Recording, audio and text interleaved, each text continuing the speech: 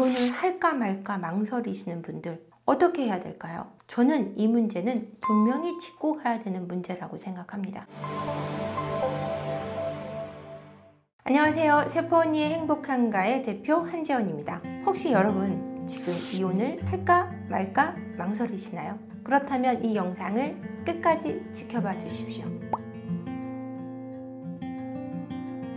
이혼을 할까 말까 망설이시는 시청자 여러분, 몇 가지 경우가 있을 거라는 생각이 들어요. 남편이 바람이 났습니다.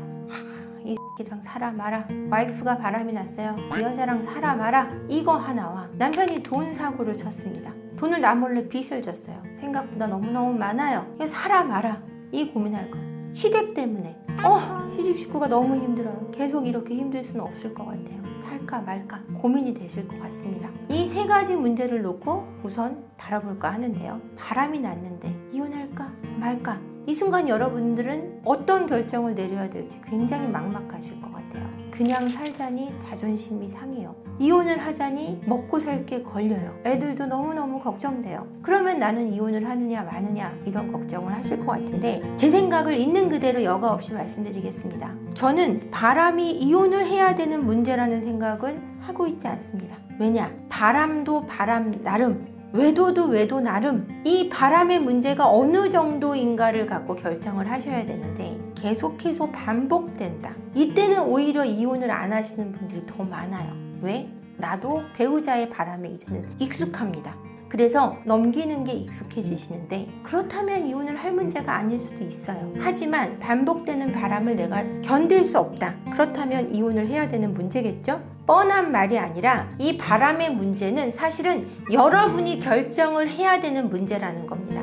바람을 폈기 때문에 이혼을 하고 안 하고의 문제가 아니라, 이 바람을 축소시켜서 작은 사건으로 바라볼 때는 이혼을 할 문제가 아니고, 이것을 확대해서 바라볼 때는 이혼을 할 문제가 돼버린다는 거죠. 그 관점은 여러분들이 결정을 하게 된다는 겁니다. 그렇기 때문에 바람을 폈기 때문에 이혼해야 돼, 뭐 친구들이 나라면 못 살아, 이런 말에 흔들리기보다는 내가 이 문제를 어느 정도 크기로 바라볼 것인가를 결정하셔서 이혼을 할지 안 할지를 결정하시면 된다는 겁니다.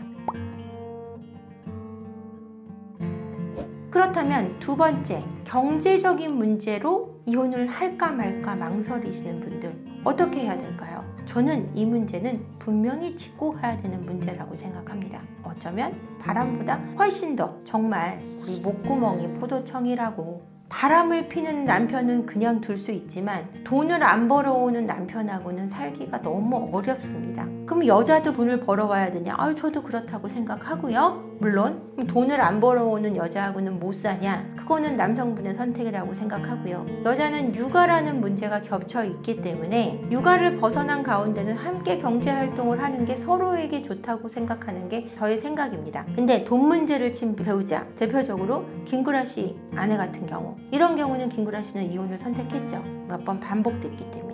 이런 식으로 반복이 돼서 가게에 크게 경제적인 타격을 줬을 때는 저는 이혼이 맞다고 생각하는 쪽입니다. 왜냐하면 바람의 문제보다 경제 개념이 없는 문제는 훨씬 삶에 치명적인 영향을 미치거든요. 근데 그 금액의 크기는 내가 감당할 수 있느냐 없느냐의 크기일 뿐이지, 그 금액이 큰지 작은지는 제가 결정해 드릴 수 있는 문제는 아닙니다.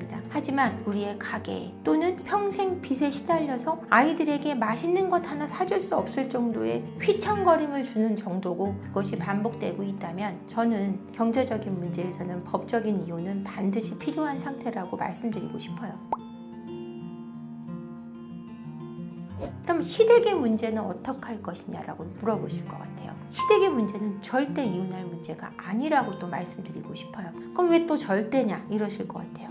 남이잖아요. 그들이 남인데, 남이라는 걸 선을 긋지 못하는 남편, 그 남편이 문제다 이렇게들 많이 얘기하는데, 그 선은 남편 혼자 그을 수 있는 것이 아니기도 합니다. 아내가 함께 그을 수 있도록 노력해야 되는 부분이기도 한데, 절대 이것을 못하는 사람들이 있죠. 그래도 끝없이 협의하고 중요시 여기는 것이 우리 가정이고, 지금 낳은 우리 아이들임을 알 수 있도록 노력하고 상담을 하고, 때로는 서로 많은 대화를 통해서 타협점을 찾아서, 결코 이혼을 해서는 안 되는 문제라고 저는 생각하고 있습니다. 하지만 이것도 앞선 바람의 문제와 마찬가지로 여러분들이 이 문제에 대해서 얼마나 퍼센트를 둘 것이냐가 이혼을 할지 말지에 영향을 미친다고 봅니다. 여러분들의 삶에 80% 이상이 시댁 때문에 괴롭다면 20%밖에 내 삶을 충분히 영유하지 못하고 있다면 그것이 여러분들이 이혼을 해야 되는 사유가 될 수도 있습니다. 제 말이 다 100% 옳을 수는 없으니까요. 하지만 가장 억울하게 이혼하는 케이스가 될 거라는 거죠. 왜냐? 그들은 우리의 가족이 아니고 친척인데 친척 때문에 원가족 때문에 지금의 내 가정을 포기해야 된다는 것만큼 슬플 수는 없습니다. 그렇기 때문에 여러분 시댁 문제, 타인으로 인한 누가 껴서 문제가 되는 바람 문제 이런 문제들의 사건의 폭을 어느 정도 폭으로 두고 내 삶에 어느 정도 퍼센트를 두고 살아갈 것인가에 대한 결정을 하셔서 그 퍼센트를 줄이고 사건의 크기를 축소해서 여러분들의 삶을 지켜가시기를 바랍니다. 건강한 생각이 여러분들의 가정을 지킬 수 있다는 사실만큼은 확실히 말씀드리고 싶고요. 가정은 쉽게 포기할 만한 것이 아니며 지키기에 마땅한 것임을 다시 한번 말씀드리고 싶습니다. 고맙습니다.